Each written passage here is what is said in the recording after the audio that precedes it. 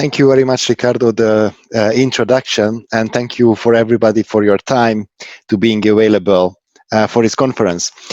The first question is the language. So whether you want me, first of all, I don't speak Spanish, unfortunately. So I have to rely on Mate, who is my colleague and who is speaking Spanish. So the question is if you need continuous translation, or should I speak in English, and then you can raise your question in Spanish and Mate will help with the translation afterwards. Bueno, entonces buenos días a todos. Muchas gracias por la introducción y bueno, les agradezco el tiempo que van a dedicar a esta presentación y a conocer esta plataforma. La primera pregunta es si podemos hacer la presentación en inglés o necesitan la traducción todo el tiempo, o podemos hacer que yo hablo en inglés y luego cuando tengan alguna pregunta, entonces pueden hacerlo pueden preguntármela en español y luego contestarles en español.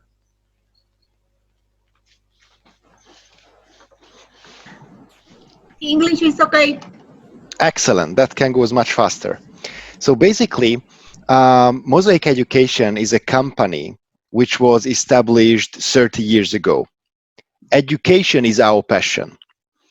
So the company of ours was established as a textbook publisher. We are making textbooks for 30 years, and the main aim is to creating valuable resources to support the teacher's work.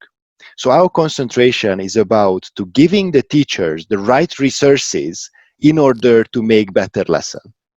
Mm-hmm. We have more than 200 employees, and now more than 100 of them is dedicated for digital developments. As still, we also operating in both printed publications and curriculum development, so we also have the core competency in general education. However, the two-day presentation will more concentrate on the digital resources. The platform of ours works in more than 32 languages, and the number is counting. It's really worth to mention that Hungary is a small country in Europe. We have only 10 million citizens, and our language is quite unique. Nobody else than Hungarians speaking the Hungarian language. So this is what we already understood from the first days, that if we do anything, it has to be completely translatable and localizable. So introducing a new language is straightforward. We have our own translation platform, as I know that Paraguay has its own local language as well next to Spanish. So the local language can be introduced both in user interfaces and both on content. Our product is represented in more than 60 countries through 40 partners. We're doing business virtually in all the continents, and we are providing teachers and students these resources. Basically, the platform is serving both the teachers and the students through different applications. As teachers and students has different requirements. While teacher is holding a lesson and creating content, we provide them a more intuitive and more feature-rich application when they can create presentations. While students are consuming the presentation, so we give them a lightweight, a very easy to use applications, both on tablets and in a web environment. In today's presentation, we want to touch three main areas: what we are offering for the teachers, what we are offering for the students, and what solution we can bring for school administration. So the first two platforms is about the teaching part, is about the content and the knowledge, while the third component is about a log, is administration, what happened, who worked, and generating different statistics. First, I want to dive into Mozabook. This is my favorite part, and this is our flagship among the products. Basically, the application you see on my screen is the Mozabook. This is the presentation tool for the teachers, which integrates the content together with the local textbooks, giving a very easy and understandable transmission for the existing teachers into the teachers of tomorrow. Basically, the teachers have to be guided from the yesterday education to the tomorrow education. But this transition has to be easy and painless. Teachers are relying on textbooks to follow in order to process the curriculum. In our system, we can make a combination of existing local textbooks. For example, the ones which I just received on Monday, these two books is from Paraguay Ministry of Education, if I'm not mistaken. So the books can be imported into the platform, and whenever we have a relevant content, that simply can be placed on the pages in a very intuitive and easy way. So if a content is related to a certain topic, simply just have to be drag and dropped onto the page.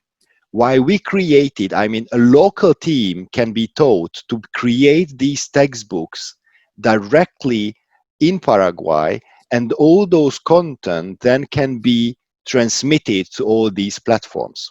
So the creation of the digital editions of the textbooks is included in the platform. It's part of the solution, how to turn all existing resources into digital.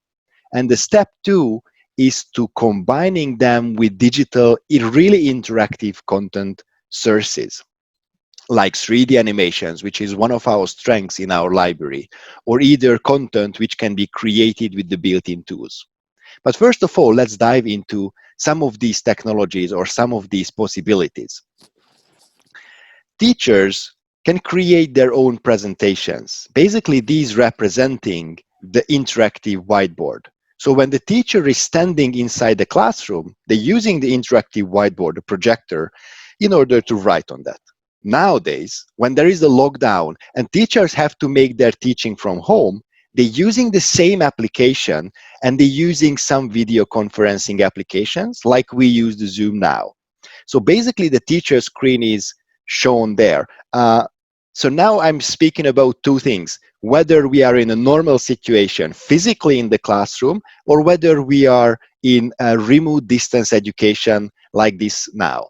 So first of all, let's write on the screen if I want to speak about human hearing. The application helps me out to turn my handwritten text into a typed text. So I just started to plan my lesson plan. I open up the library looking for 3Ds, and I simply ask the application to show me 3Ds related to the hearing. And in a very easy and intuitive way, I just simply drag and dropping all the information which I need to compose. So when I click on the page, it simply opens up the 3D, which helps me to visualize the content. And that's a very important key factor, how we can improve the understandability of the lesson. Basically, if we can make in a visual way, which helps both the teacher to explain the content, also the students to understand the content, we are in a win-win situation. 3D is not only useful during lockdowns, but also during normal education. If you're comparing big cities to local villages, villages usually has much less resources in educational material. You can bring more equality into this situation by providing them digital access to visual aids like 3Ds. If a school cannot afford to a full skeleton or all these plastic molded models, they can use even a cheap projector and the content library of these in order to make the explanation much more understandable for the students. All these 3Ds are real 3D applications. These 3D models are not pre-rendered videos. This can be controlled by the teacher. So teacher both has the freedom to explain in a way they want, plus they also have all the resources readily available. As I mentioned previously, the platform itself is supporting more than 32 languages. So either the local language can be easily introduced into the platform, both in a text-wise or even as a narration. As many of the 3Ds also contains narrated animation when a human El sonido speaker es la vibración del aire que percibimos con la ayuda de nuestro aparato and all auditivo. those texts also can be read. Un oído sano es Which also leads into the second thing, it also can be used in bilingual mode. So I easily can go to a bilingual mode and using all the visual elements and all these text to switch back and forth in the language pair, which also can be help you to learning foreign languages, like switching between Spanish and English, or Spanish and the local language in order to make more easy to understand. But education is not only about just telling and telling. We also have to make assessments. We have to make questions. We have to ask the students how much they understood. And to preparing questionnaires, it also can be a quite time-consuming thing. So here we trying to combine the benefits of what computerization bring is the integration. So I have the content here, and with a single click of a button, I can simply generate an exercise out of the content. So as a teacher, I'm more concentrating on the direction, what exactly I want to teach, and applications responsible more for the technical things to make it happen. So now I select another view of the 3D, and I simply ask the application, I select the view, type of exercise, click, and now this image exactly captured and transmitted to the exercise tool, in which I immediately can solve the exercise, evaluate the exercise, or even modifying the exercise. While even if I generated the exercise, I still have the total control over to create my own modification, remove different elements. So having both benefits, generating an exercise out of the content, but still having the total control about customization. These exercises which I just created also can be used if we are in the same physical classroom as a classwork. So I can send out to the students' devices. Then also I can simply send this as a homework in order to query my students over the web platform how much they understood about the lesson. Integration. This is a very, very important thing in the platform, which brings a lot of good user experience, which helps the teacher to concentrate on the teaching part rather than hassling with technological problems. So first of all, everything which I can simply insert into the presentation, everything can be saved. So if I have a content which either I generated or created, I can pin it. So the pin function allows me to put every content directly back to my exercise book and collecting everything ready-made. So when I'm reaching the lesson, I can simply go, click on the icon and access the content right away, which also gives me the opportunity to sharing this content. So the exercise book which I composed, I can simply upload to the cloud. First of all, I can save. Then I can upload this to the cloud. I can share with all my fellow teachers and students in my same institution, allowing me to sharing the content. So basically the content which I composed, both can be used by other teachers to follow in their lessons, or it also can be accessed by the students while they are learning at home. And how we can combine all these things with the books. We did not really had the time to processing your books. We only received on Monday, and we have a lots of meetings all around the world to introducing our solution. But please bear with me, I will using one of the book from Peru, which we already processed. So let's see this book. The first step that the local team of experts who get a training can simply go to the library, select the relevant content and place on the pages. Basically, if this exercise is about healthy and non-healthy foods, we simply can pull from the library about this 3D, and we can use this for enriching or to making more visual what we speak about.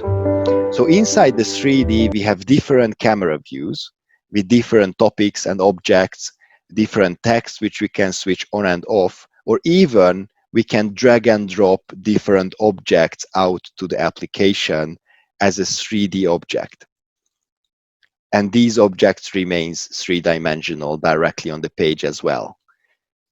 And then I also can annotate on top of them. So basically, what we are working on, which did not change in the last 30 years, that we have to solve all the technical problems and teachers should concentrate on the pedagogical ones. Whenever we did textbooks or whenever we're doing softwares and content, then we concentrate on how we can help the teacher. So we just created these 3Ds And I think I forgot to mention, we have more than 1,200 3Ds on the bookshelf available in Spanish out of the box and can be translated to local language as well, including with our built-in tools. So let's see an example. I just generate an exercise out of this, similarly to the previous one. But the next step, I will create my own exercise. So basically, when I generated the exercise, I get an exercise readily out of the content. But I also can create my completely own exercise. We have more than 13 types of exercises, which gives the teacher or local authors to creating exercises without technical knowledge. So we are dividing the two things, the technical things like programmers and content things like pedagogical teachers, authors, and editors. So let's say I want to create an exercise with matching, and I just simply have to select the desired layout, let's say images to text. I can bring graphical elements, videos, images, or even audio content directly to these boxes. Either I can simply drag and drop the images out from the textbooks. Lo importante de esto es que sea aleatorio. Que si el chico entra no lo haga por memoria, ¿entendés? O sea, si yo tengo esto todas las veces que entro, ya ellos lo hacen por memoria. La idea es que esto cambie. Nosotros desarrollaríamos según lo de plan. Ruth, es que creo que encendiste sin querer el micrófono, ¿verdad? Y apagaste la cámara, así que algo se invirtió. Ok, sí. So basically, with just simply drag and dropping, I can compose the exercise. I can tell the application which is the desired answer, and then I save it. Every time the application loads the exercise, they randomize it. So inside one exercise sheet, I collecting various exercises. And these exercises became one exercise sheet, which I can simply pin into my textbooks as a small icon, which means that the exercise now became part of the textbook. By becoming part of the textbook, all the other users, both teachers and students, will be able to access this content, because every additional content goes to Mozobook Editor, a central location point, an authoring tool where you can compose the digital editions of the books.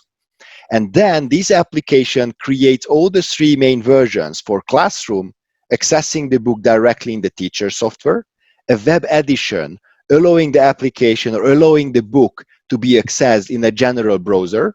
So students can simply use Moza Web, which is a browser-based solution for accessing the content. So they go to Moza Web, they log in, and then they can simply go to their dashboard in where they can oversee all the content which they have access to.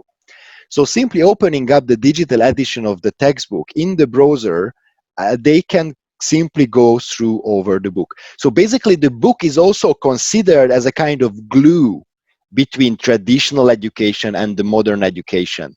But this is very important, because when you're introducing a new platform, when you're introducing a new way of teaching, you still have to count on the existing pool of teachers. So having the solution to making the bridge between between teaching tools and between habits and culture of education to turn into computerization without the pain, that's very crucial. So Mosaic is not simply bringing the applications, the content, but also the know-how, how we can bring existing teachers into the new solution. So basically, that's our mission in order to provide the content for all subjects. That's also very important in the sense of supporting one platform.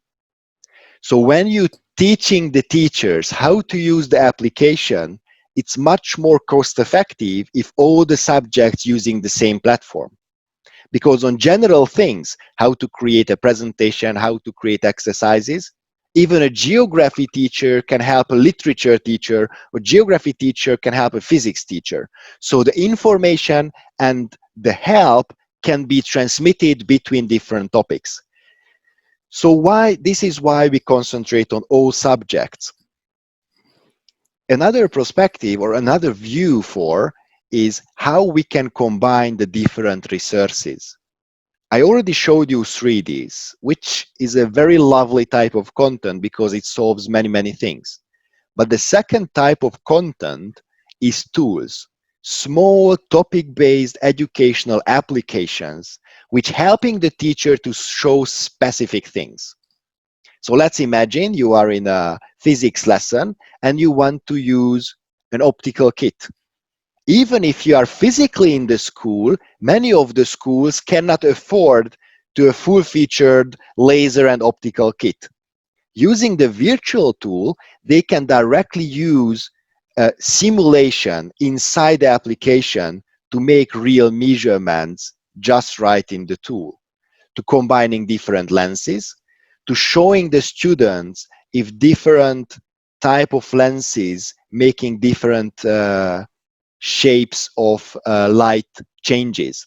But everything which I created inside the tool as a teacher, I can simply go back to the book, pin it as an icon, and this content properly configured became part of the book.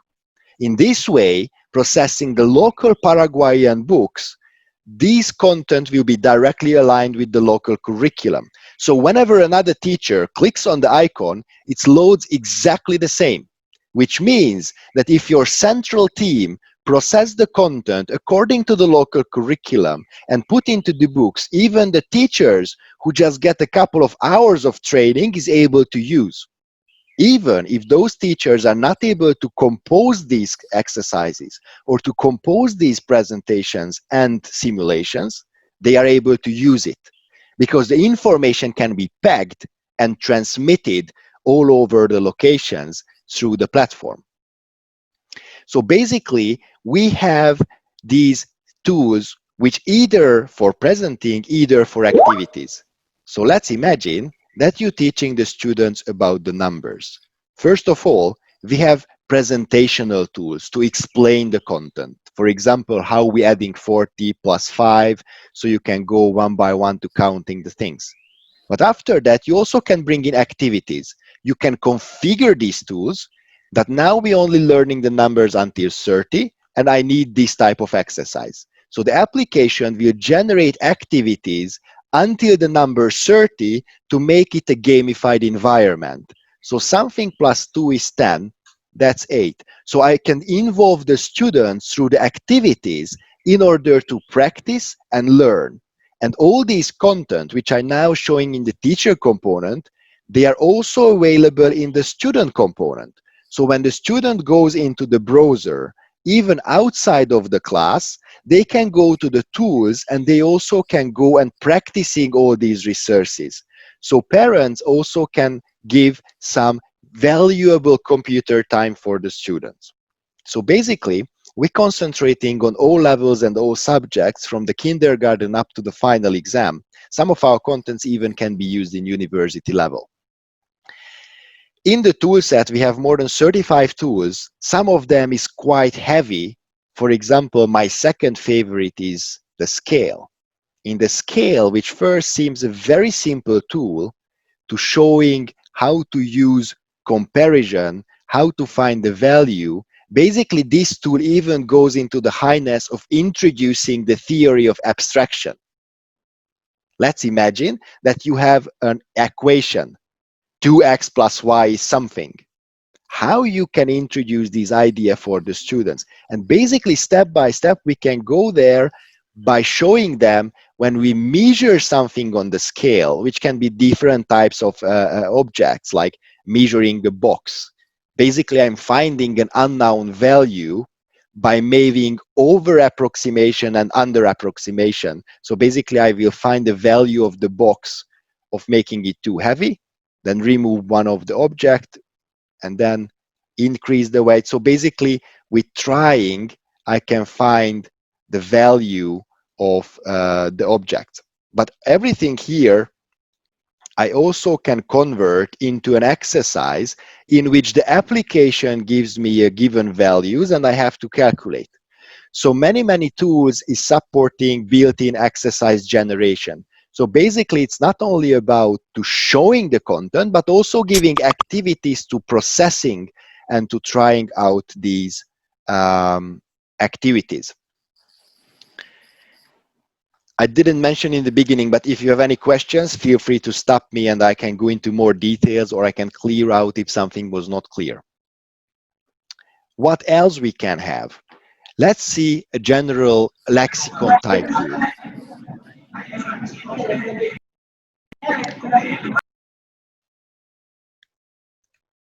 A general lexicon type tool. Do you have question? No question. One moment. I have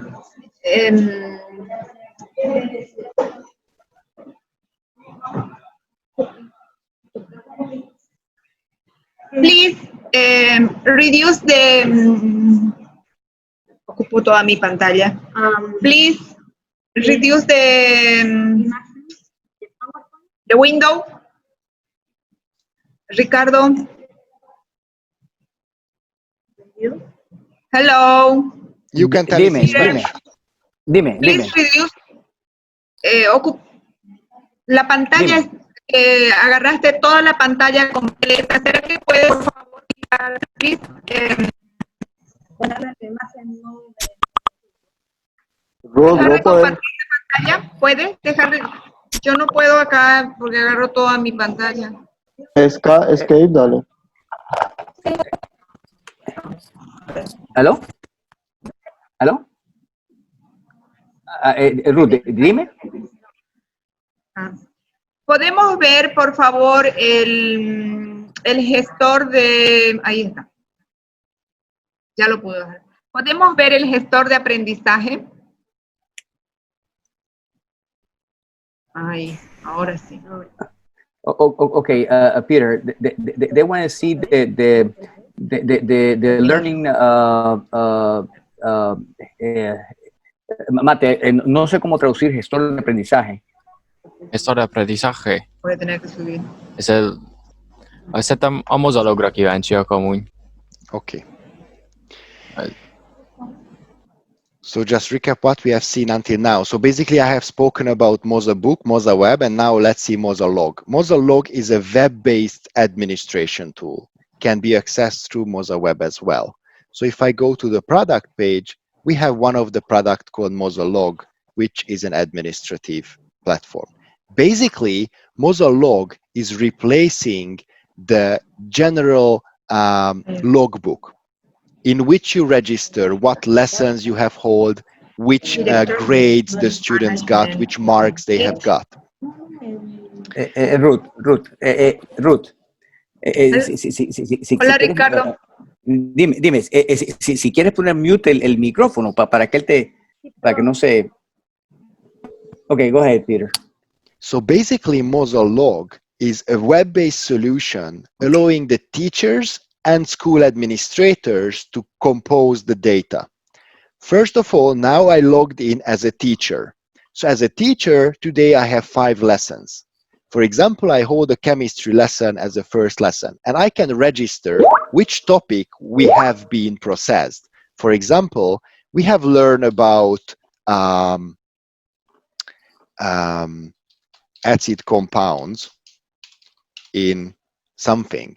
So the teacher can register which topic they have processed during the lesson. They also can go and register which of the students was missing, which of the students was late.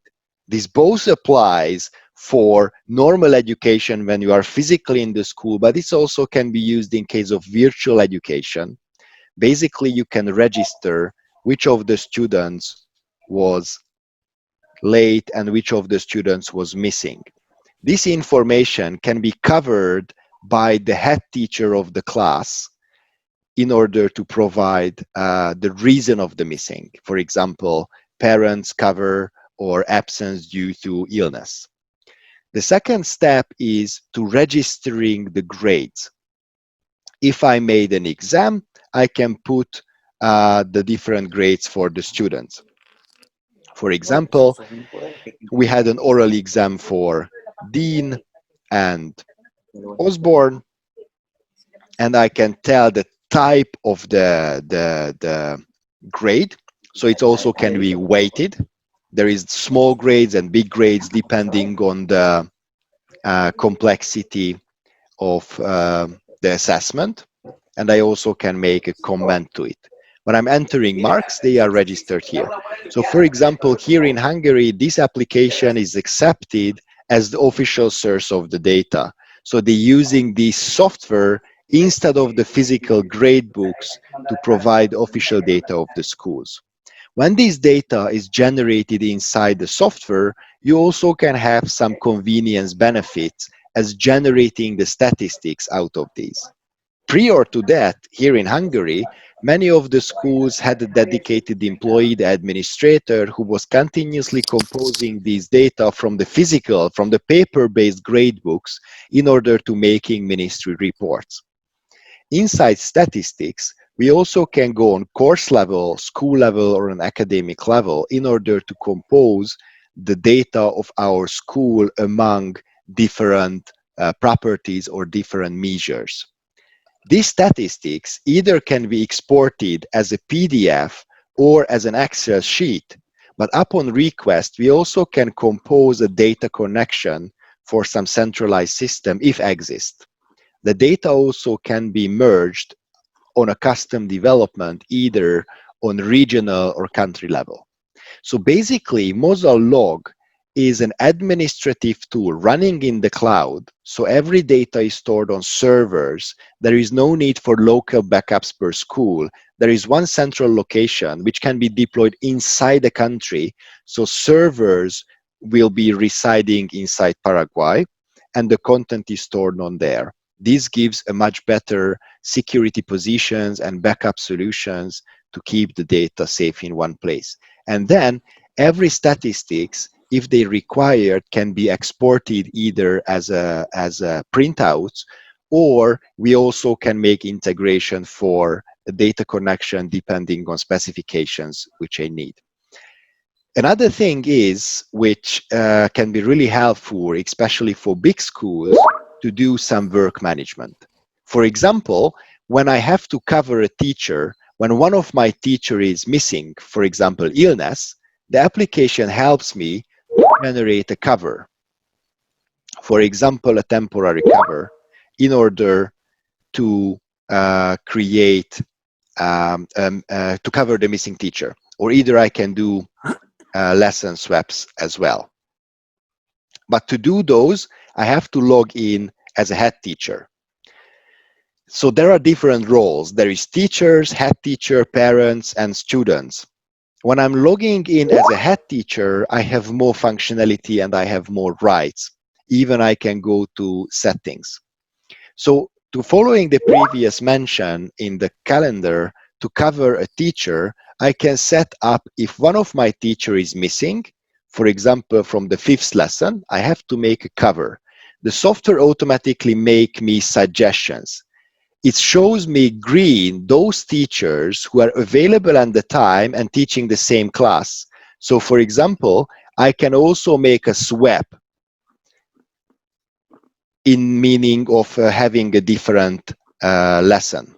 For example, I choose another teacher, I can generate the cover, and the application also counting those kind of fine graded data, that how many hours the teacher working, how many covers they did, and all these parameters can be aligned with the local regulations. For example, here in Europe, many countries regulating the maximal working hours of teachers, the maximum cover hours of teachers, and so forth. So the application also warns the head teacher if they would do a cover which is not allowed by the law. And when I save the cover, the application will also register all these stuff. I can here also manage what kind of subjects we're teaching in the school.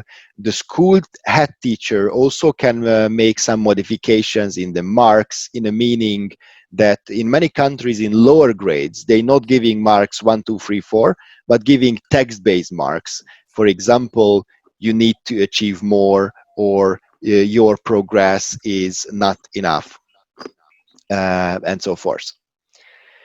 So all these things can be done in this register. The register itself, as I'm showing you in English, at the moment is available in 5 languages, as this product needs much more customization per country.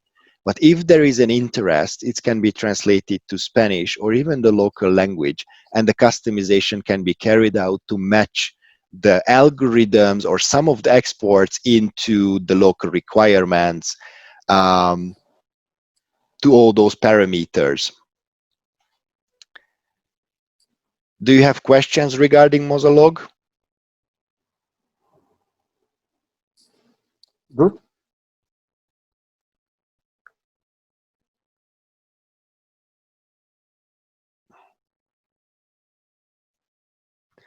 So basically, to recapping all these things, these platforms can work together, however, they are also modular. So it can be applied to start using Mozabook for the teachers, then extending Mozaweb for the students, and then Mozilog. All these platforms able to work independently from each other, however, they can be well integrated. On the other side, we have this small bubble called the web editor. If the image would be to scale, this would be the much bigger. This is a web platform to manage translations. In the beginning, I mentioned the platform also can be adapted to the local language, which means we can add the new language in the translation platform, which also our product we developed internally. And then translators from your country can start to fill out all the text elements, and application translation automatically will be in the next builds.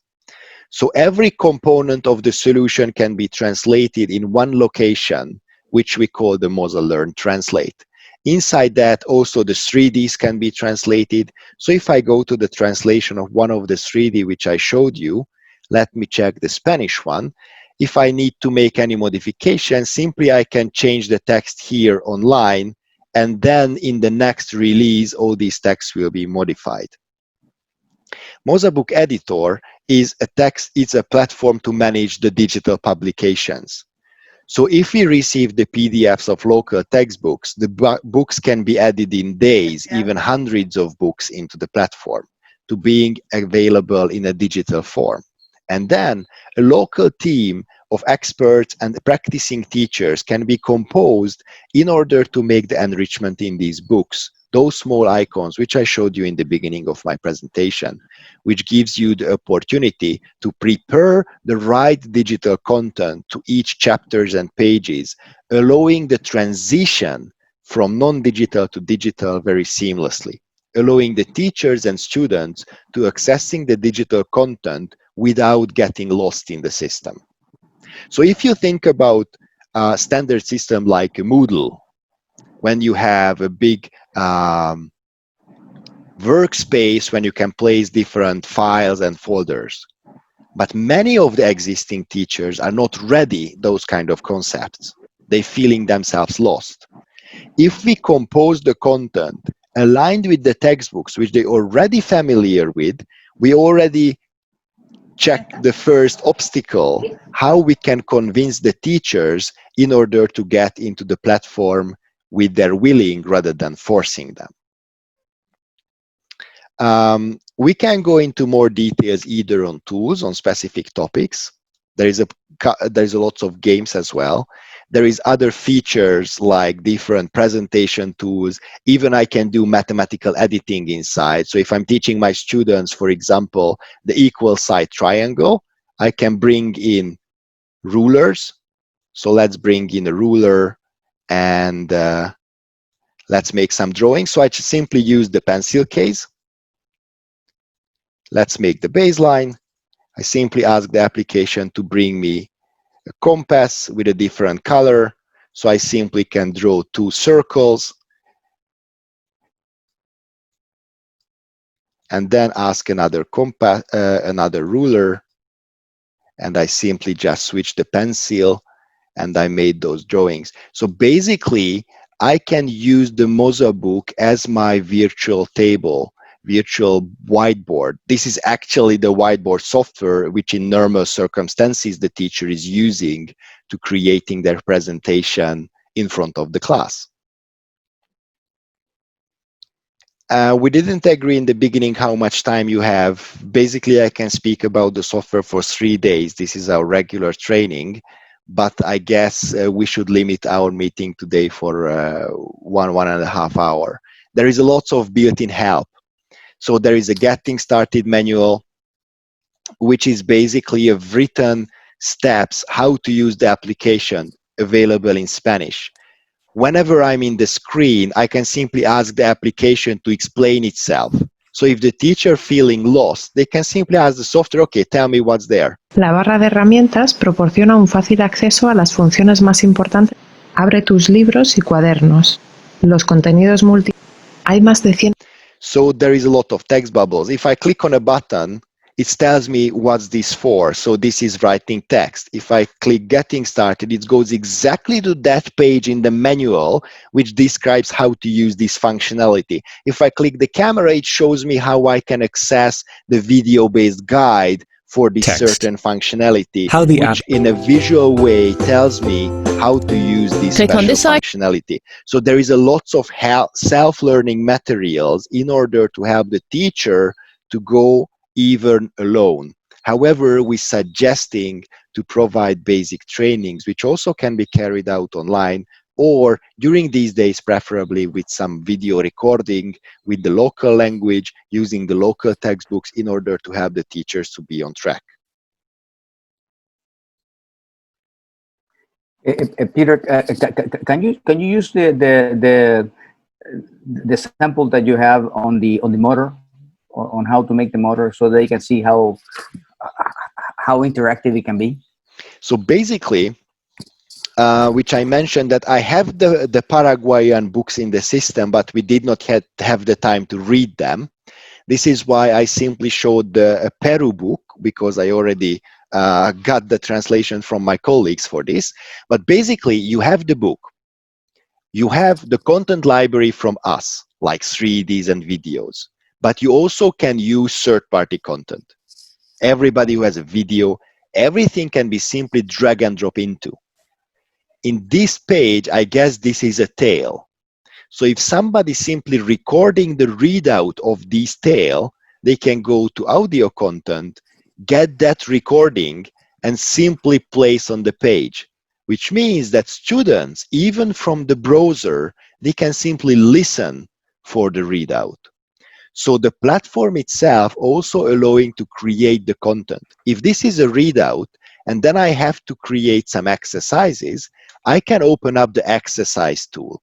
For example, let's make an exercise, but I have some issue that I cannot really read the text, so I cannot really reflect on what's in the text, but I can select the text. I can simply copy, go to the exercise, and I can paste it.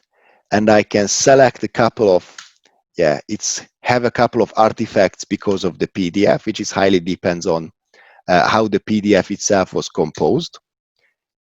But now I just simply want to create a gap filling exercise. I select a couple of words, and these words will be the exercise. So I save it. The text is shown having those words missing. And now I just have to place the words into the right location. I either can evaluate myself, and I even can check what would be the right answer. And let's add another type of exercise. Let's matching.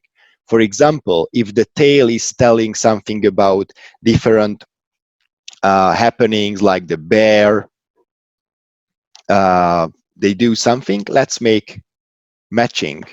And here I can put some text. When I'm clicking on a media element, it automatically brings me the media library. So here I can select a couple of images, even from the internet. I can go either to Google search, for example, looking for an image about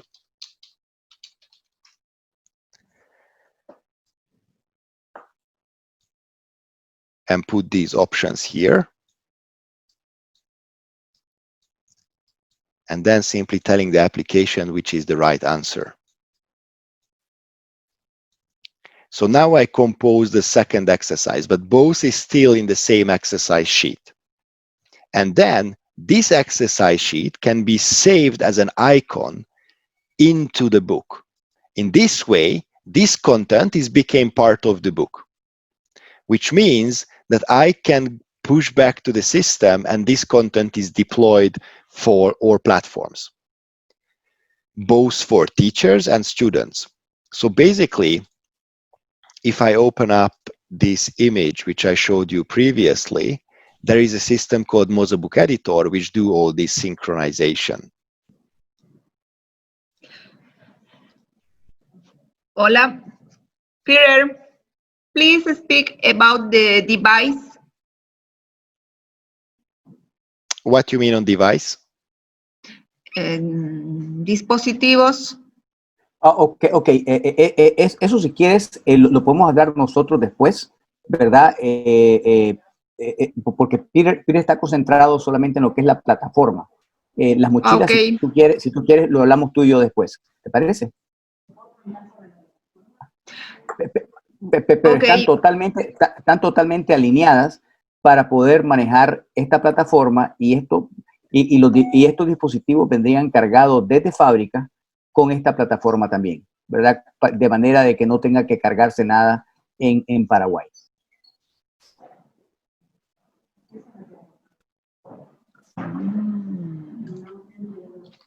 Cargar todo esto en la plataforma. O sea, so this is a software component which can run on existing computers. So this is simply shared my screen on my Windows PC. So if the teachers has their own computers, they can use this software on them. If the students has a computer at home, they can simply open up a browser in which they can access this platform.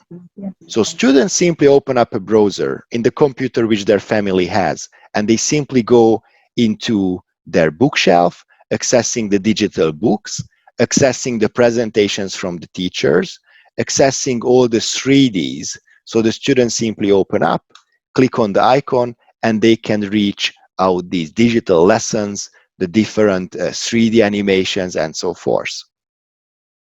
So by default, it does not require any special device. If the life goes back to normal, of course, it's nice to have interactive whiteboards or interactive displays in the classroom. But basically, the application is a Windows-based software which runs on the computer of the teacher, and students can access either in a browser, either on dedicated tablet applications. We have an Android app, an iOS app, which gives an access in a native application for digital books.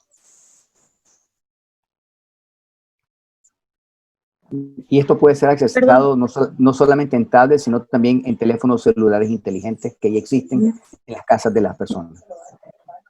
Los celulares también, Ricardo.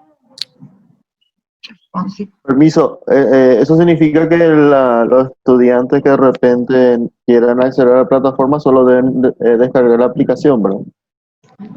Por supuesto, y entrar con la licencia general que le daríamos a ustedes para que puedan accesar la plataforma de Make Paraguay. Ok. ¿Quieres preguntar? Sí. Ricardo, ¿te puedo hacer unas preguntas así le traducís a Peter? Con todo gusto. Para usar el lenguaje más técnico de plataformas que yo no manejo. Son varias preguntas en relación a la plataforma. La primera tiene que ver con si es compatible con los móviles, los teléfonos celulares. Es responsive. Totalmente compatible con los teléfonos celulares inteligentes.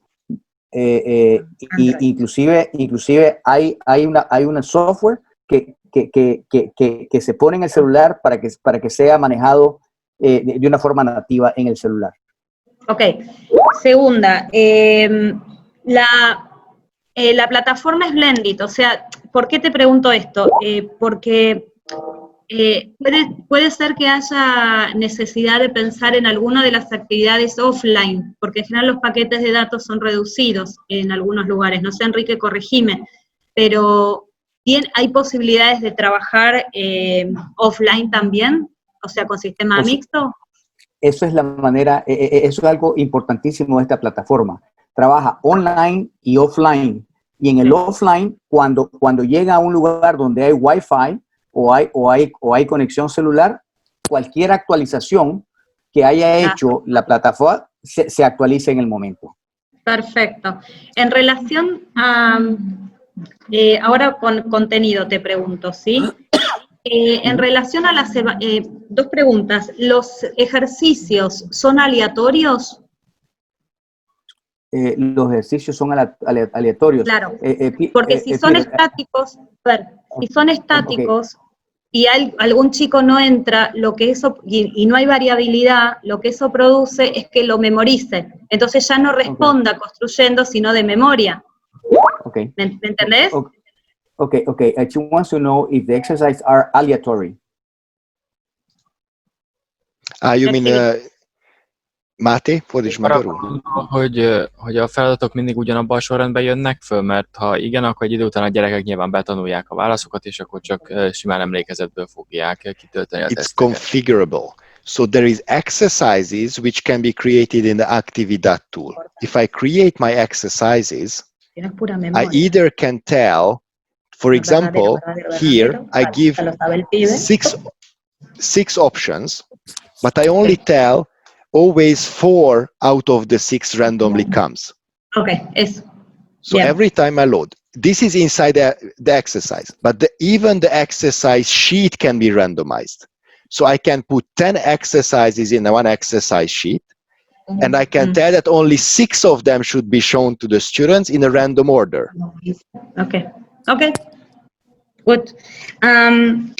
El requerimiento de la plataforma de ancho de banda, eso es algo que seguramente a Enrique le va a interesar. ¿Cuál sería para...? Okay. Peter, what is the requirement of the bandwidth of the internet to run this platform?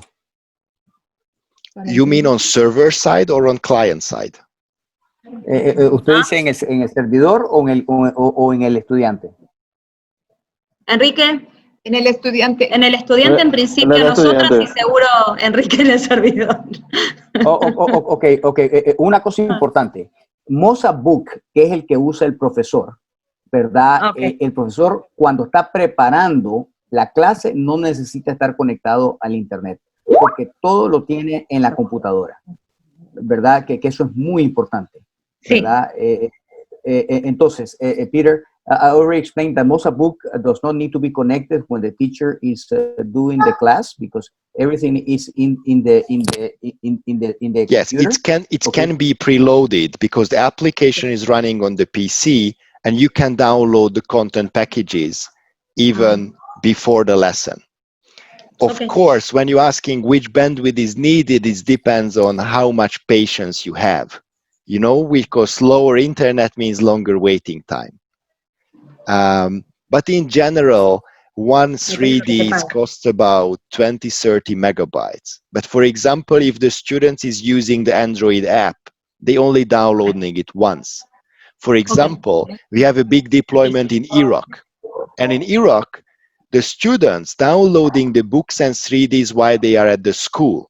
And when they're going home, they're using offline on the Android app. Okay. En el interior de Perú, por ejemplo, que es una zona que podría ser homóloga, ¿qué están usando, por ejemplo, como ancho? A las 9. Sí. Ricardo.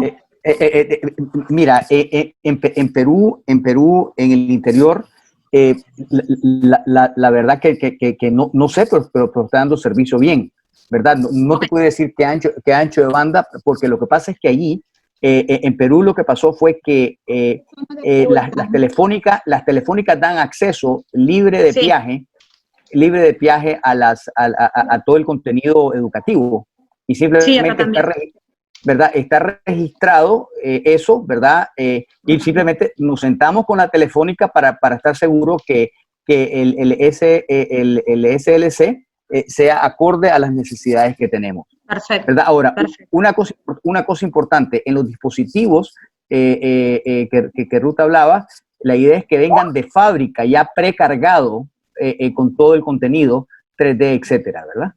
que eso es una gran ¿Van a cosa dar importante. dispositivos a los pibes? So on server side, I'm not fully familiar with the ¿Uno question, por uno? but on server side, generally we're suggesting Al 1 maestro. gigabit per 200,000 users. El maestro sí, pero ¿y al pibe? Ok, en el servidor dice que es 1 gigabit por cada 200.000 estudiantes. Giga, Megabit. Mega. un mega. Un mega. No, giga, por eso. Giga. ¿Ah? Puede ser un Giga, gigabit también. Decídanse. Permiso, Bien. con respecto a los servidores y respondiendo un poco a la consulta de Natalia, de hecho que si nosotros, por ejemplo, en el supuesto caso de que adquiriéramos esta plataforma, deberíamos de instalarlo ahora en servidores locales, que fue algo que ya conversamos con el señor Ricardo, sobre esa posibilidad, ¿verdad? Y ahí ya el tema de lo que hace al tránsito de Internet y a los costos, yo creo que podríamos seguir manteniendo este plan de que las telefonías liberen la banda ancha, ¿verdad? Los costos para esta plataforma. Ahí, Sí. ahí radica esa, Hola, Rodrigo. la importancia de tener localmente esta plataforma. Y como dice Ricardo, o sea, todo eso ya va a estar instalado, todo lo que ya tienen ellos, prácticamente es así como entiendo, Ricardo, corregime, todo lo que ya tiene la plataforma ya va a estar a disposición nuestra prácticamente. Y lo que sí, también aclarar que el tema del desarrollo de los contenidos, en una primera fase lo haríamos nosotros con un equipo multidisciplinario desde el MEC. No estaríamos todavía habilitando la posibilidad de darle al docente que toque los materiales, sino que luego de un entrenamiento que también tenemos que hacerlo por fase y ver las cantidades, ¿verdad?, a las cuales vamos a llegar, ahí sí tendríamos que ver un poco este segundo momento, ¿verdad?, con respecto a que el docente toque el material. Porque por lo que veo y estoy observando, o sea, es levantar un documento en PDF y desde ahí hacerlo total y completamente digital, accesible, ¿verdad? Eso por un lado. Y por otro, lo que estaba mirando un poco es que aquí nos ahorraríamos el costo de las impresiones, o quizás vamos a reducir, ¿verdad?, en una primera etapa la impresión de los materiales, porque ¿qué es lo que vamos a hacer nosotros ahora con esta plataforma? Vamos a armar también un equipo de diseño, porque está el diseñador gráfico y todo lo que corresponde, ¿verdad?, al área de diseño. Y ya vamos a directamente ir a la plataforma. No vamos a hacer más el tema de hacer llamado para la impresión, para la corrección, sino que localmente nosotros como institución ya tendríamos que fortalecer esos equipos internos del MEC, las misionales, y esto ya te va a permitir disponibilizar el material, el libro, inmediatamente, una vez que sea aprobado, corregido por los especialistas de cada área, etcétera. Para mí, yo creo que es también, en términos de tiempo de producción, se van a agilizar muchísimas cosas también. Una pregunta en ese sentido, perdón. Sí. A ver, yo voy a tener un periodo donde van a coexistir la elaboración de material y el uso de la plataforma, ¿sí? Algunos de los proyectos educativos se van a basar en el uso de los materiales que ya existen, supongo, en la plataforma, ¿sí? Los materiales existentes, preexistentes, digamos. La pregunta, Ricardo, es, cuando ya estén los materiales propios, el acceso a esos otros materiales que tal vez haya grupos que están trabajando con una, digo para garantizar la continuidad, ¿sí? ¿Es posible garantizar esa continuidad? O sea, a ver si me explico. Yo voy a tener, por decirte, 3 años trabajando con la plataforma sin contenidos propios, ¿sí? ¿Me seguís, Ricardo? Sí, claro. Ok. Cuando se terminen esos 3 años, ¿vamos a poder seguir teniendo el acceso a esos contenidos o se cae, digamos? O sea, está sujeto el acceso a la posibilidad de, digamos, no sé si me lo explico, las estadísticas que se generaron, los trabajos de los alumnos, todo eso, ¿se lo quedan después ustedes o queda para el MEC? Ok, mira. No sé cómo explicarlo. Sí, claro. Primero que todo, déjame decirte de que desde el primer día que ustedes nos entregan los libros, de 48 a 72 horas, todos los libros del MEC estarían digitalizados. La manera que esto se haría para no perder tiempo es comenzar a curar o a meterle la información a los libros. 48 horas.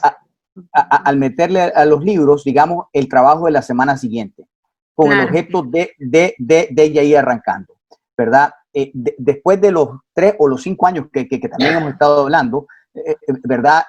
La idea es que todo el material que ustedes tienen, ¿verdad? Si ustedes deciden no seguir con la plataforma, pues se les entregaría en un sistema. Ya yo técnicamente le he puesto a Enrique cómo es que lo entregaríamos, No, está bien. pero la idea es de que esto continúe, ¿verdad? La idea es, pues, porque una vez que ustedes vean el beneficio que esto le va a traer al sistema educativo, porque la verdad es que aquí ustedes van a poder controlar el profesor, la calidad del profesor, la calidad del alumno, la calidad de la clase, la calidad del colegio, o sea, la cantidad de información que esto va a generar, ¿verdad?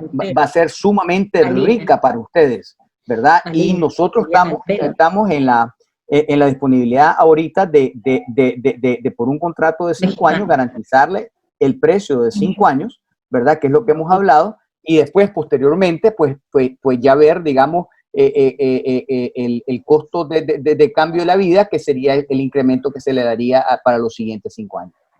Okay. Ricardo, lo que va a pasar ahí es lo que planteaba Fabián. ¿Me oyes? Un ratito, Ruth, un ratito solamente sobre el tema de los contenidos. Ricardo habla sobre un tiempo, ¿verdad?, bastante rápido de disponer justamente de los contenidos, pero quiero aclarar nada más entre paréntesis, siempre y cuando nuestros contenidos estén bien desarrollados, porque Ruth y no sé, Natalia, si ya llegaste a ver o a conocer algunos de los materiales, hay algunos materiales que que se reeditaron nada más, entonces la calidad es muy mala, y habría que volver a hacerla para poder disponerla con alta calidad y que funcione todas las herramientas que trae la plataforma. Claro. Eso nada más quería aclarar, ¿verdad? Porque ahí sí nos llevaría un poquito más de tiempo en el rediseño de nuestros propios materiales, disponerlos en varios formatos y tenerlos en varios formatos, ¿verdad? Y eso obviamente levantarlo, ¿verdad?, en un formato en PDF de alta calidad dentro de la plataforma. Ahora, una cosa importante, como los libros son perpetuos, tú puedes hacerles cambio al libro, a la página, al contenido en cualquier momento. De manera que tú puedes poner lo que ya tienes mientras vas trabajando con lo que vas a tener y puedes irlo cambiando o por capítulo o por libro, ¿verdad? Pero la información que tienes se puede utilizar. Otra, porque ahí se te va a quedar quilombo. Ricardo, dime. Ricardo, en la línea que plantea Enrique y para que entendamos los tres y después le explicarías a Peter, lo que nosotros vamos a hacer es tropicalizar la plataforma. Es decir, Fabián, ahí he visto que estaban visibilizando lo de LPA y eso está en PDF. Habrá un periodo del contrato en el que nos familiaricemos con el catálogo completo, porque hay que mirar el catálogo de principio a fin y de ahí seleccionar los que se llevarán a los materiales autóctonos, los nuestros.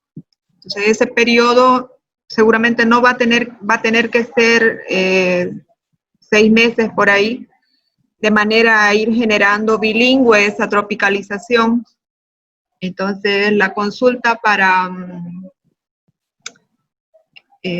Peter sería si en algún momento lo mencionó Fabián, algo de los códigos la vez pasada, es que en esa transición nos asistirían así, ahí sí necesitaríamos una asistencia completa para garantizar una transición a una Mozabook paraguaya.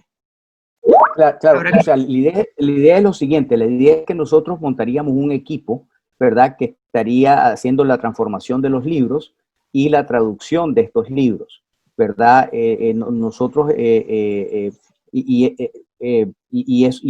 dependiendo la celeridad, va a depender en la cantidad de gente que nosotros metamos, ¿verdad?, para hacer esto, digamos, de 4 a 6 meses. ¿Verdad? Y por supuesto necesitaríamos de parte del ministerio, de acuerdo a la celeridad, por lo menos tres profesores de primaria que estén trabajando con el equipo nuestro de los libros de primaria y 3 profesores de secundaria, de los cuales 2 sean del área de ciencias, o sea, matemática, química, física, etcétera, y uno del resto, y dependiendo la rapidez que se necesite, simplemente va a significar en subir más gente, ¿verdad? En la propuesta que nosotros le hemos hecho es en un término de 4 a 6 meses, ¿verdad?, dependiendo de la cantidad de hojas que tienen ustedes en los libros del ministerio. Ahora, quiero decirte que también aquí, para que ustedes piensen, toditos los manuales de los maestros pueden ser también montados en esta plataforma, ¿verdad? Que eso va a ser tremendo porque los maestros tendrían todo a la mano sin tener que andar acarreando absolutamente nada. Y ahí se puede montar toda la parte pedagógica, etcétera, para que los maestros tengan también todo accesible. ¿Verdad? Eso nos queda clarísimo. Eso nos queda clarísimo. Lo que queríamos asegurar, o sea, lo que quisiera la respuesta de Peter es si el equipo de Peter, o sea, los creadores originales podrían trabajar con el equipo de Fabián. Peter, Ruth, yo no tengo equipo todavía. Okay. Digo, una broma. Estamos hablando de escenarios. La idea es... Es una broma, es una broma. Peter, they want to know the support that we're going to give them, you know, during the transition, you know, so they can explain on that. So basically, Que forme gente local. the enrichment of books and the translation, if you want to include the local language, have to be carried out locally. So our license fees that contains that we would enrich the books, but we give our help, our instructions, and we also can agree on an online training in order to be prepared the local team. So our suggestion is set up a local team who will carry out these steps, who are following our instructions. So the enrichment is the best if it consists of practicing teachers who already have idea about the curriculum and having idea about the exercises. Because enrichment goes in 2 steps. Step 1 is to placing the existing content, like 3Ds, videos, the things which we have ready. And the second thing is to creating content. And this will be the way to making the platform Paraguayan, by writing exercises, creating activities inside the platform. So using the functionalities of the platform by the local teachers in order to create these activities and exercises. So we do give support, but in a meaning to helping the local team in their work and giving some preliminary trainings in order to get them on track. But training the end teachers, so training the teachers have to be also carried out by the local team. So we provide them a training to understand the platform, and this we can do in English preferably, or either in a translation by Mate. But if the team could be directly spoken English, that speeds up the process very much, because most of my colleagues are speaking English and only Mate is speaking Spanish. ¿Entendiste? Y por eso es que hemos propuesto la transformación de los libros nosotros, ¿verdad? Y que ustedes tienen ya esa información. Que por cierto, ahí no está metida la parte de la traducción de guaraní, pero podemos platicar de eso posteriormente, ¿verdad? Pero creo que es algo que sería súper importante. Ricardo, bueno, esa parte que yo quería que quede clara porque en estas videoconferencias es muy difícil que nosotros tengamos siquiera una aproximación de lo que es el catálogo completo, pero lo que sí necesitaríamos saber es que los creadores originales trabajen con el equipo paraguayo de manera a producir, y lo del guaraní no sería una traducción, tendría que ser una producción en guaraní. Okay.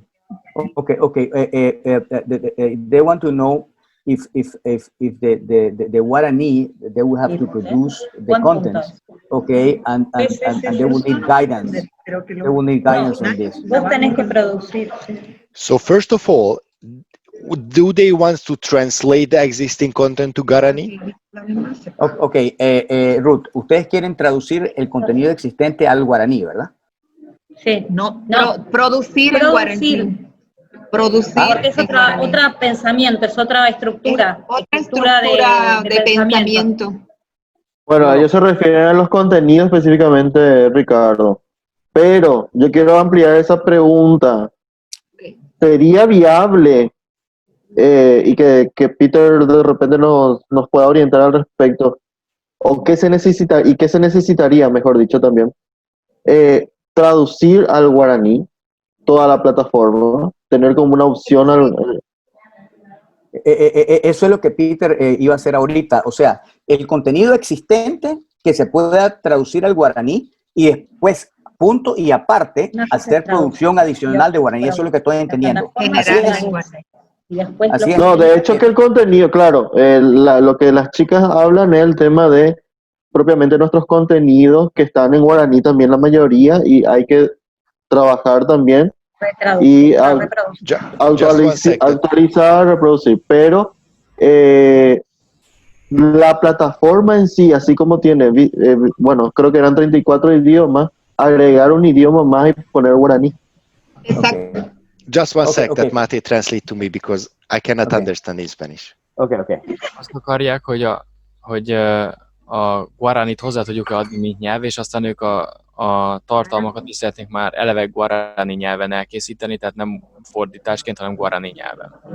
Tehát amit a programba készítenek, például feladatokat, azt most azonnal is már írhatják guarani nyelven be. Ami meglévő gombok, funkciók, vagy teszem azt 3D, azt pedig azonnal el lehet kezdeni fordítani. Bueno, entonces los ejercicios que se crean ahora en el sistema ya se pueden crear en guaraní, o sea, ustedes pueden escribir sus preguntas en guaraní ya de inmediatamente y entonces estos ejercicios van a aparecer en guaraní. En cuanto a las escenas 3D y los demás contenidos que ya se encuentran en Mozambique, las funciones de los botones, etcétera, pues obviamente tienen que ser traducidos a guaraní. Pero si ustedes crean sus propios ejercicios, ya entonces pueden poner cualquier cosa en guaraní. Sí, perdón, eso sí yo entiendo. O sea, nosotros levantamos el material en guaraní y hacemos y trabajamos todo el desarrollo de los ejercicios en guaraní. Sí. Perfecto. Bueno, pero sí queda abierta, Enrique, ahí la posibilidad, ¿verdad?, de que en el contrato los desarrolladores originales trabajarían con el equipo del MEC, ¿cierto? Ok, sí. En la tropicalización. Pero quiero que hasta claro que asegurar la transición completa. Ok, sí. Ahora, quiero estar claro que eso tenemos que nosotros entender de qué se trata para ver el costo que eso involucraría, ¿verdad? Que eso, digamos, en lo que nosotros hemos cotizado no estaba metido, pero sí podemos hacerlo. ¿Ok? Bueno, yo... Sí, eso... Lo que vamos a... Lo que lo planteo así para que lo consideren. Un ratito, Rod y Natalia. Ricardo, ellos lo que, o sea, quiero entender nada más un poco la idea. Lo que ustedes están pidiendo ahora, Ruth y Nati, es el tema de que nosotros tengamos un equipo local para acompañar el proceso de desarrollo de los contenidos. Okay.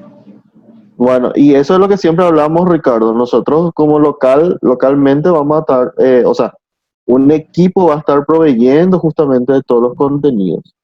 No sé por qué habría que, o sea, Eso- después, Fabi, No, Enrique, ahí para que nos quede claro a los 5, ese periodo, o sea, esto tiene un volumen muy grande de información y y hay que tropicalizarlo a Paraguay, ¿verdad? Hay que paraguayizarlo. Entonces eso va a ser un periodo de transición entre lo que era originalmente Mozambique universal, por llamarlo, y lo que es la versión paraguaya que vayamos a crear.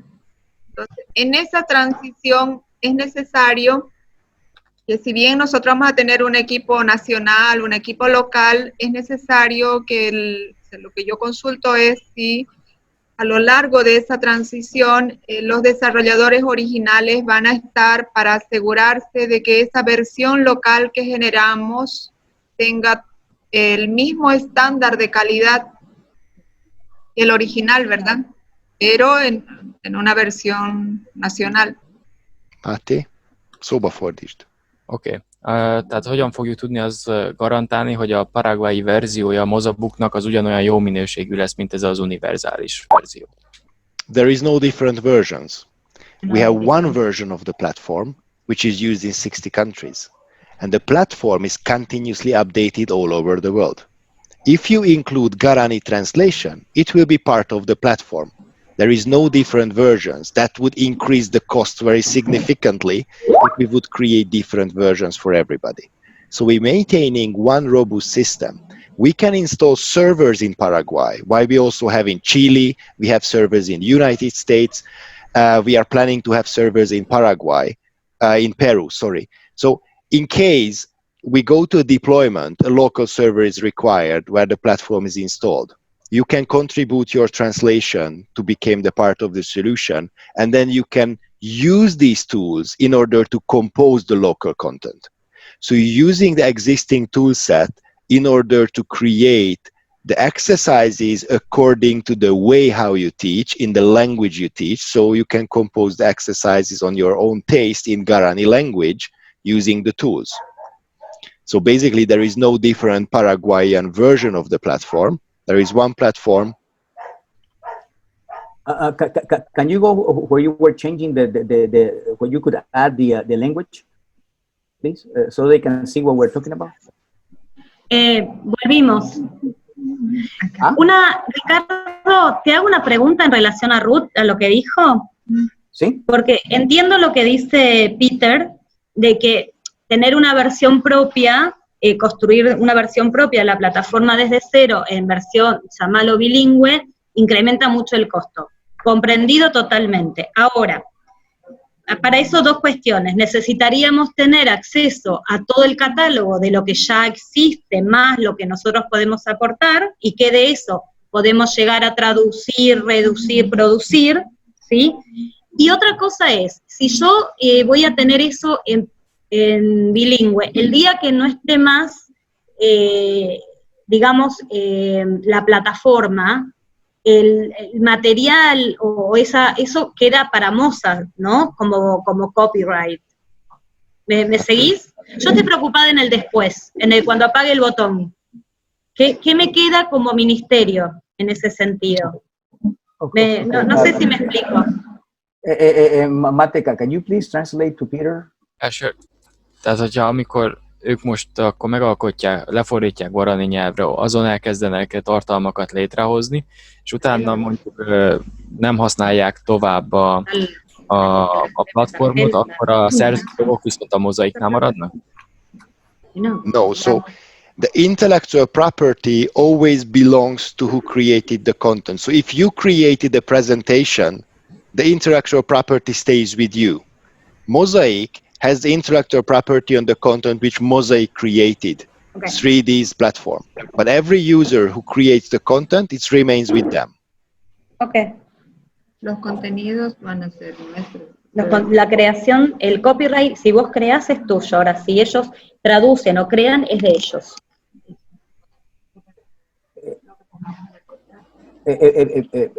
Peter, can you show how they can add the Guarani, let's say, in a So if they want to translate existing content like a 3D, basically they're using this platform. So we can add Guarani into the list. So you come into the platform, you select the source language like Spanish and English. It's better to use two source language because you can avoid, multi-meaning words mistakes. Then you select Guarani language as the target, and you translate every sentence one by one. If you finish with one 3D, that 3D is ready in Guarani language. Many 3Ds contains narration as well, so there is a text in the end with these 2-second gaps. If you record the audio file for these, our team will add the audio to the 3D. This is preferably should be done, for example, a rocker radio, who has the studio and who has professional speakers, or a theater actor. Sí. Entendió, o sea, es relativamente sencillo, ¿verdad? Pero pues hay que hacerlo. Sí, sí, está claro, está claro. Una cuestión con el castellano, observando que se usa el español de España, y de pronto hay como algunos términos, esto que Ruth llama tropicalización, más contextualización, digamos, por ejemplo, fresa, frutilla, digo, eso habría como que atenderlo, porque si no los chicos terminan hablando, ¿viste? O como el Chavo, o como el español vamos a tener un problema, porque aparcar el carro, ¿viste? Se nos hace como un lío bárbaro. En general se usa el castellano, más, no sé si neutro es llamarlo la palabra, pero no estilo GPS. Exacto, no estilo GPS. Como que neutral. Claro. Okay, Peter. She says that there are some words in Latin American that are a little bit different from the words in Spanish. Okay, she says, how do we attack that? So we, as Mosaic, we maintain a Spain Spanish by ourselves, keeping all the time up to date. If you want to include language variations, the system gives it possible. So like Portuguese and Brazilian Portuguese, Spanish and Chilean Spanish. So we can introduce a Paraguayan Spanish, and you can fill only those words which is different from Spain Spanish. But this have to be done by your side. We maintain the Spain Spanish as the base translation, and it's very similar to English and American English. We only have to provide those words in translation, which is different from British English. Chileno, español chileno, desde Brasil y sí, o sea que la respuesta es podemos hacer un español paraguayo. Sí, clarísimo, clarísimo. Tendría que ser bilingüe. ¿Perdón? Bilingüe. Ah, sí, totalmente. O sea, la plataforma aguanta bilingüe. O sea, inclusive puedes tener inglés y español, o español y guaraní. No, y portugués, ¿verdad? Veo que tenés, hay lugares que hablan portugués y están en una transición. Depende del lugar de la frontera. Okay. Bueno, también podría, o sea, se abre ese abanico de posibilidades, que el estudiante que quiera hacerlo en inglés lo hace en inglés, el que quiera hacerlo en español lo hace en español, que de repente, ¿verdad? Esa versatilidad del sistema, ¿verdad? Reclamarle. Okay, Peter. In Paraguay, there are certain areas that they speak Brazilian, okay, that they speak Guarani, they speak Spanish, and they would like to have Spanish and English, okay? So they want to know if that's possible. So the application supports many languages, and we have different licensing options.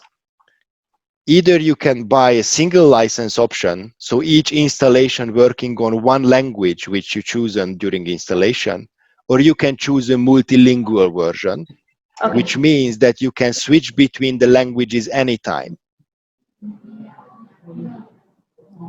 Habría que hacer guaraní español y algunos de inglés, porque no todos los de inglés, pues no son bilingües los colegios. Algunos contenidos de inglés, pero no todos. Y eso bueno, sí, ok. Perfecto. ¿Alguna otra pregunta más, Ruth? Seguro, más adelante. Ok. Y tal vez, Ruth, si me dices a qué horas podríamos hablar acerca de mochila digital, pues para ya dejar ir a Peter y a la gente de Mosaic. ¿A qué horas quisieras tener que hablar de eso? ¿Quisieras que cortemos y hagamos una llamada para hablar de eso? At first, thank you, Peter. Te estaba preguntando, Ricardo, ¿qué hora? Después le decimos. A ver, yo estoy con mi micrófono. Ricardo, Dime. vamos a agendar para continuar la conversación sobre los dispositivos, Ok. porque me gustaría revisar un poco esto y rever lo que conversamos con Peter. Ok. ¿A qué hora quisiera? Pero hoy no. Yo te voy Ok.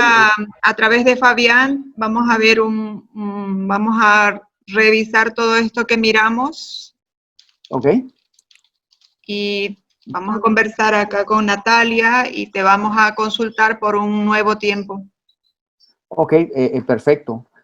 Ok, entonces, Natalia, Ruth, Fabián, muchísimas gracias por el tiempo.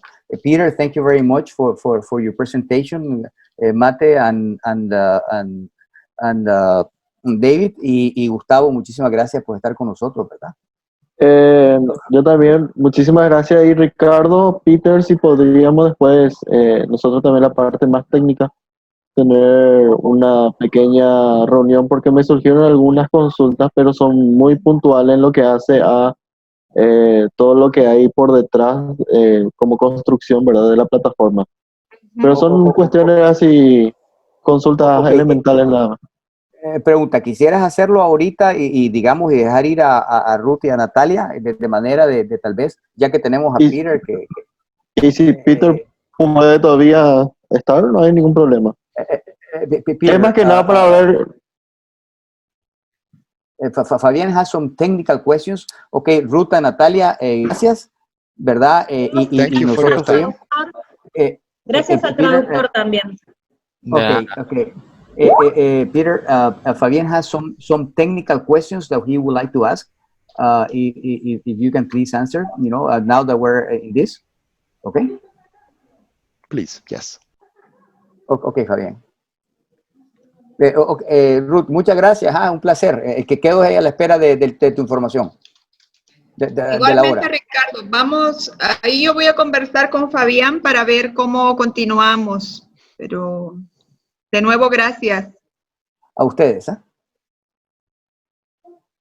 Bien, mi consulta más que nada para Peter es, por ejemplo, si nosotros necesitamos hacer el seguimiento a través de la base de datos, ¿en qué formato se descargan esos registros? Okay, Mate, can you translate? Az a kérdés, hogy milyen formátumban tudják követni a különböző adatokat, ugye, hogy a szerver felhasználás, hány látogató volt az oldalon, stb. Milyen formátumban kapják meg ezeket az adatokat. So if there is a Paraguayan server, MozaWeb itself has a built-in system statistics.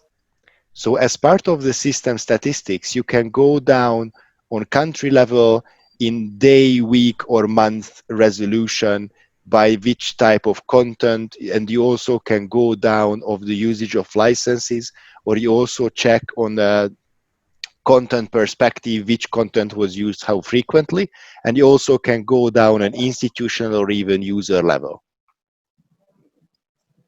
Perfect. Y en el caso de que nosotros necesitemos, nosotros por ejemplo tenemos nuestra base de datos de estudiantes por un lado, un paquete, y de docentes por el otro. Y de repente bajamos toda la base de datos de los estudiantes y queremos ya que cada estudiante tenga su perfil, que su perfil va a ser por una cuestión genérica su número de cédula y una contraseña también como de repente PI y su número de cédula. ¿Eso se podría hacer también? Tehát az a kérdés, hogy nekik az adatbázisukban úgy van, hogy külön vannak a tanárok, meg külön vannak a tanulók, és ha mondjuk úgy szeretnének létrehozni egy profilt, vagy hát ugye egy felhasználói fiókot nekik ezen a platformon, hogy mondjuk a felhasználó nevük az legyen a tanulói számuk, és a jelszavuk pedig ugyanez legyen, hogy legyen benne a tanulói számuk. Tehát, hogy le van töltve nekik ez az adatbázis, hogy ezt valahogy integrálni tudjuk-e a rendszerbe ilyen formában, hogy a jelszavakban és a felhasználó nevekben is megjelenjen. Basically, there is two ways. Either you provide us a big Excel sheet of the users and we provision, so we create the users on our side for you, or either we can provide you an API with which you can programmatically create the accounts on your side and you can manage those accounts programmatically. So either way can work. I think in the beginning it's easier and fastest if you send us an Excel sheet that which accounts you require, and then we create those accounts on our side. O sea, Fabián, si tú nos provees la hoja de Excel con la información, nosotros te podemos cargar centralmente toda la información, ¿verdad? Y después se puede crear un API para que tú puedas conectar el sistema con toda tu información. One thing, Peter, they are using Microsoft platform, ¿ok? Fabián, ¿la plataforma tuya es Microsoft cómo? No, nosotros, lo que yo le preguntaba ahora mismo era con respecto a nuestro sistema, nuestras bases de datos que tenemos, donde están todos los docentes, por un lado, y el registro único del estudiante, que es donde están todos los estudiantes, ¿verdad? Y el registro único del estudiante lo que hace es registrar al alumno con su número de cédula, la institución y el grado en que está. El docente la misma cosa. Lo que hace es registrarle su nombre completo, la institución donde cumple funciones, qué tipo de función está cumpliendo. Por ejemplo, si yo soy maestro de primer grado, sería dentro de lo que es primer ciclo, ¿verdad? Y aparte de eso, de esas dos grandes bases de datos que tenemos, están ahora los de Microsoft, que nosotros estamos utilizando bajo dominio del MEC. Por ejemplo, mi cuenta es enrique.servin@mec.edu.pay.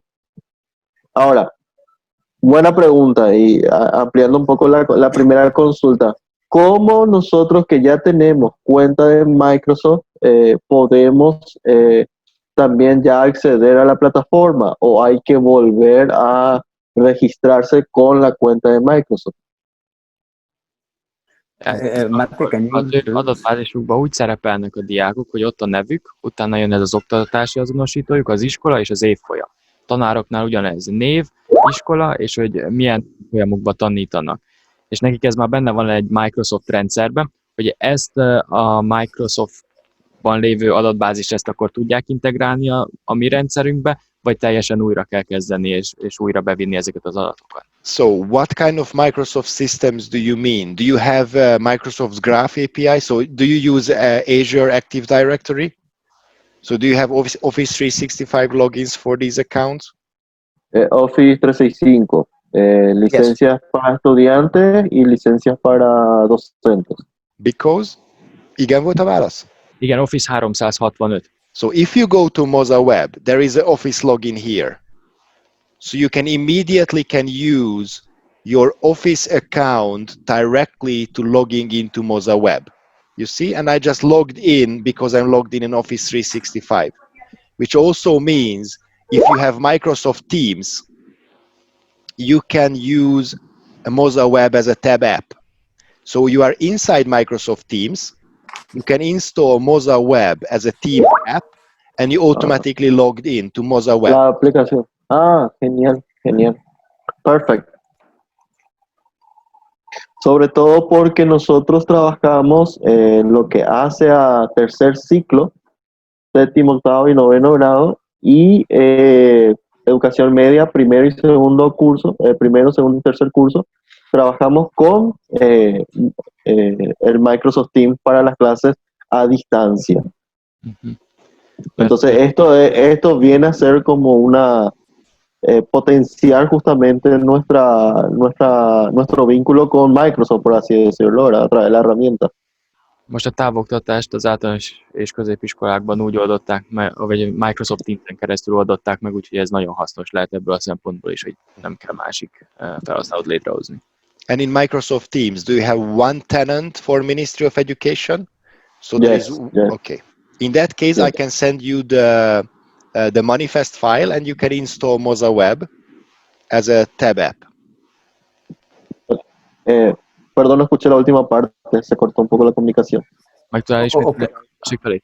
So we also can send you the manifest file, so the package for installing the tab app of Moza Web into your Moza Web, into your Microsoft Teams. Que te puede mandar la aplicación para que puedas vos ya cargar desde el Microsoft el Moza Web tab. Genial. Y me puede enviar ese enlace. Okay. Peter, if you can please send it to us so I can forward it to him. Okay.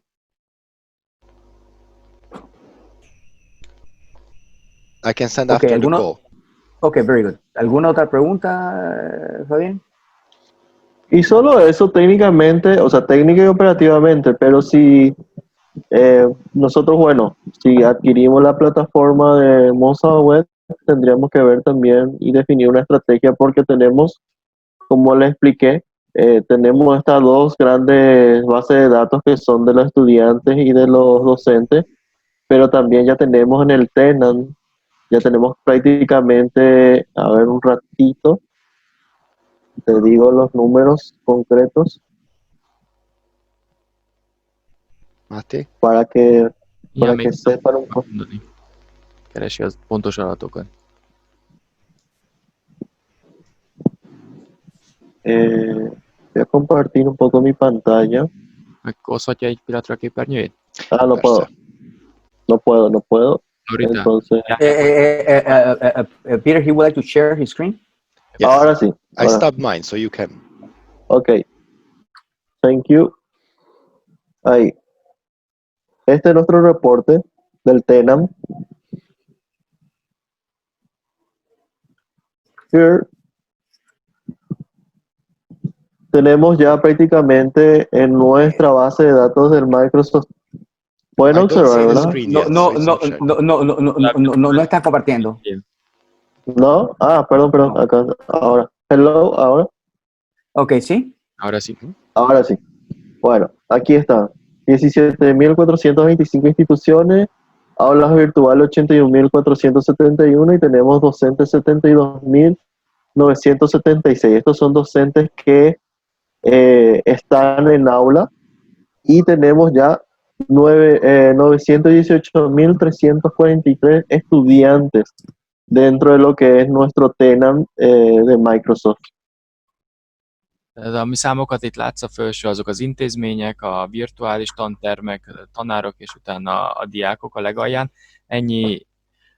Ennyien vannak az adatbázisban, tehát elég nagy adatbázisról van szó.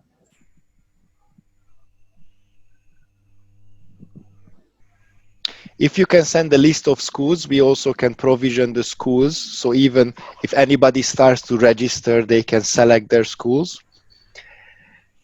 And after we can investigate how to get this information through the Microsoft Graph API, so through the Azure Active Directory.